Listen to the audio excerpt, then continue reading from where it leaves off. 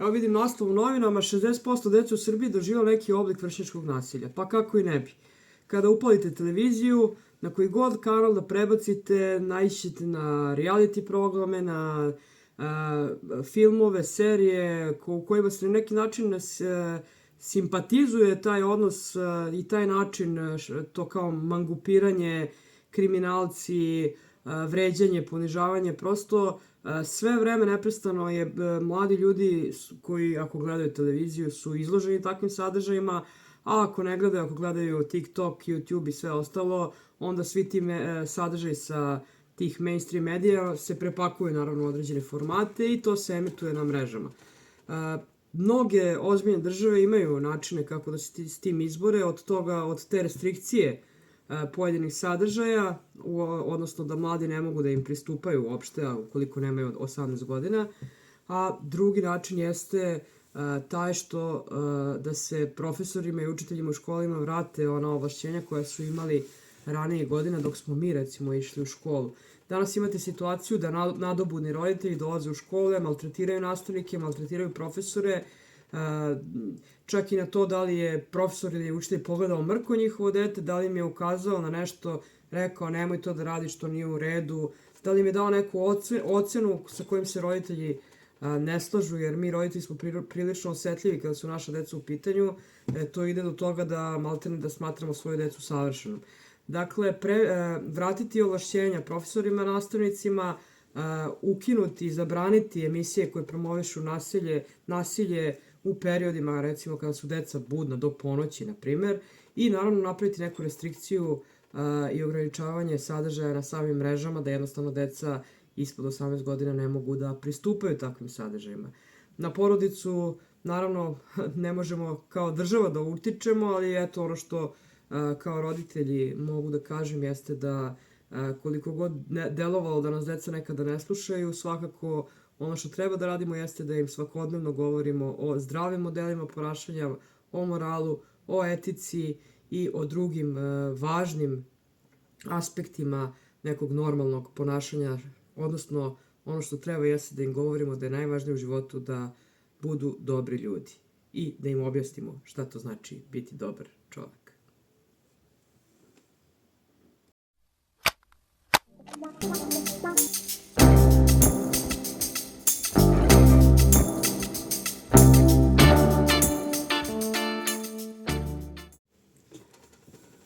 Dragi prijatelji, kada danas čujete podatak da je čak 60% dece u Srbiji doživjelo neki oblik vršnjačkog nasilja, to više nije samo neka medijska tema, da tako kažem, ili tema za neku emisiju, konferenciju za medije, već jedan ozbiljan alarm da nešto duboko nije u redu sa našim društvom. I to je činjenica koju davno primećujemo, nije to ništa novo, ali da je zastrašujuće, jeste. Naročito za nas koji imamo decu i koji smo svakodnevno izloženi mnogim vrstima sumnje, zabrinutosti i svega ostalog. Dakle, problem naravno nije u samoj deci, samo u njima, jer oni su neka vrsta ogledala nas odraslih i onog čemu smo ih vaspitali. Prvo šta mislim da je uzrok jesu televizije sa nacionalnom frekvencijom koje su preplavljene neprimerenim sadržajima, vulgarnošću, svađama, tučama, ponižavanjem, skaradnim reality programima s kojima odavno se kritikuju i govori se protiv toga argumentovano, međutim niko na to ne reaguje. Pritom se ti programi emituju u vreme kad su deca budna.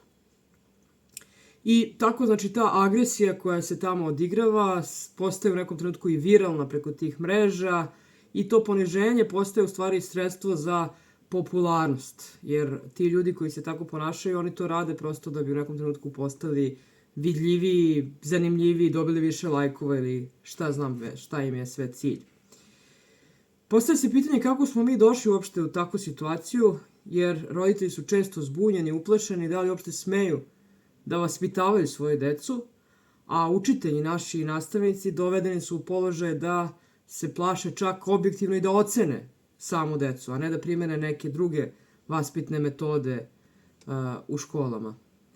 Nastavnik je danas bukvalno On strahuje od reakcije nadobudnih roditelja i nema nikakvu podršku, naravno, ni obrazovnog sistema, niti bilo koga drugoga.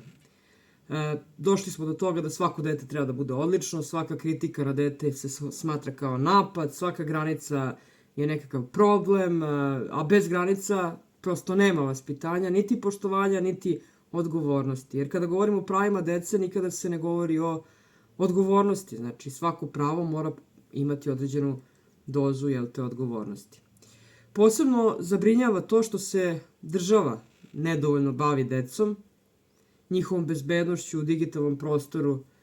Imamo ozbiljne države, recimo, koje razvijaju mehanizme kako da smanje izloženost dece štetnim sadržajima sa TikToka, YouTubea i drugih platformi, uvode programe digitalne pismenosti, prevenciju nasilja, zaštitu mentalnog zdravlja, a kod nas su roditelji i škole često prepušteni bukvalno sami sebi. Ovde se samo donose neki deklarativni zakoni i to oni najgori koji mogu da se izvuku iz tih evropskih zakona, jer oni navodno usklađuju zakone sa njima. Jedino što je ovde obavezno u državi Srbije, o čemu država jako rigorozno brine, to je kako da ispovakcinišu svu decu. Nijednom drugom temom se ova država ne bavi.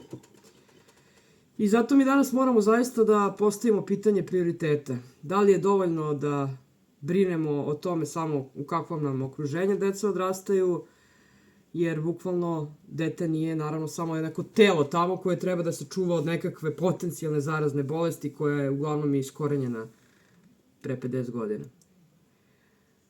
Međutim, ukoliko nam deca odrastaju u atmosferi agresije, haosa i potpuno poremećenog sistema vrednosti, onda nas sutrašnje posledice i ono što danas čitamo u medijima o tome da je 60% dece izloženo nekoj vrsti vršnjačkog nasilja, to uopšte onda ne sme da nas iznenadi niti da nas začudi.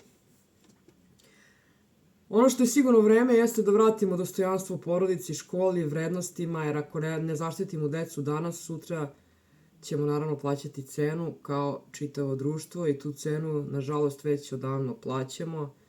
Sećamo se slučaja Ribnikara, Dubone i mnogih drugih slučajeva, onog kada su onoj nastavnici i deca izvukla stolicu, na kraju je ta nastavnica ostala i bez posla i sve ostalo.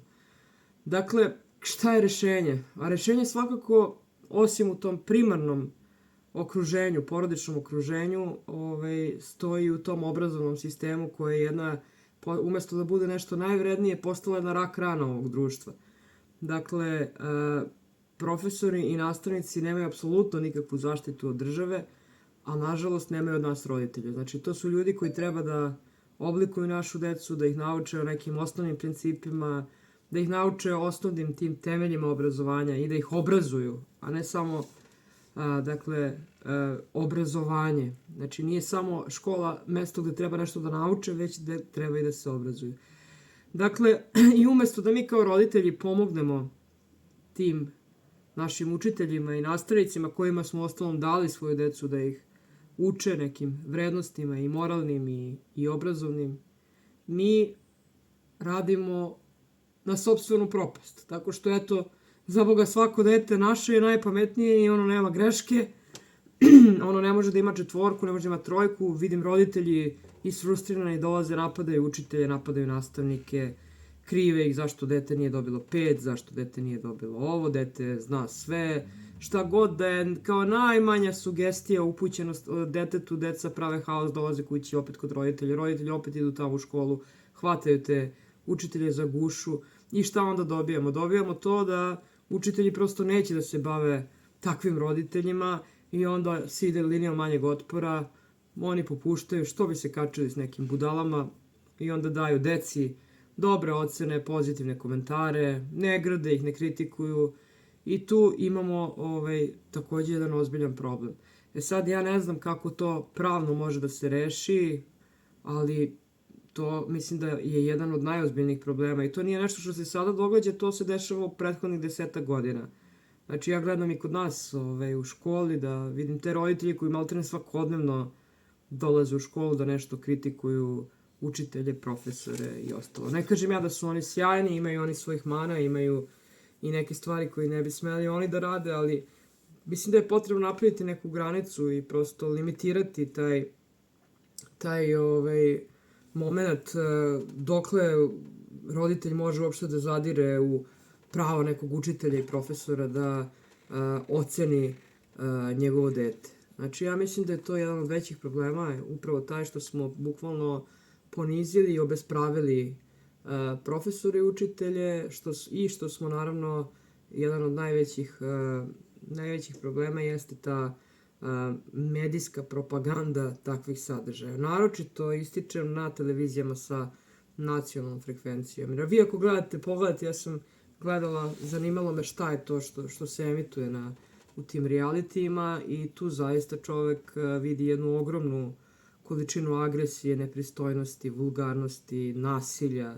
I kada pretpostavljam da deca ne gledaju toliko televiziju, ali posle se od toga te iste medijske kuće prave te shortsove, TikTok videe, to se deli na mrežama i to opet dolazi do dece. U suštini cela formacija, znači društvene mreže plus medijski prostor utiče na stvaranje takve atmosfere. Iako je teško sačuvati decu, pored takvog okruženja, sačuvati ih da budu normalni, da se drže nekih moralnih vrednosti i ostalog. Roditelji su prezaposleni, prezauzeti, jer živimo u vremenu gde bukvalno svi moraju da rade po 2-3 posla kako bi mogli da obezbede deci egzistenciju. Tako da mislim da naravno vaspitanje roditelja na prvom mestu, to porodično vaspitanje od tih najmlađih uzrasta deteta, da je to nešto što ostaje, što gradi njihovu ličnost i karakter,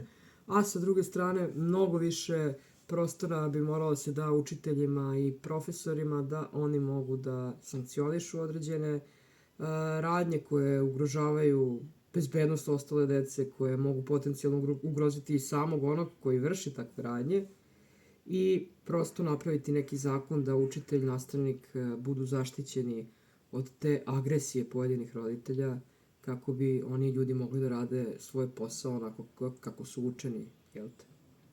Toliko.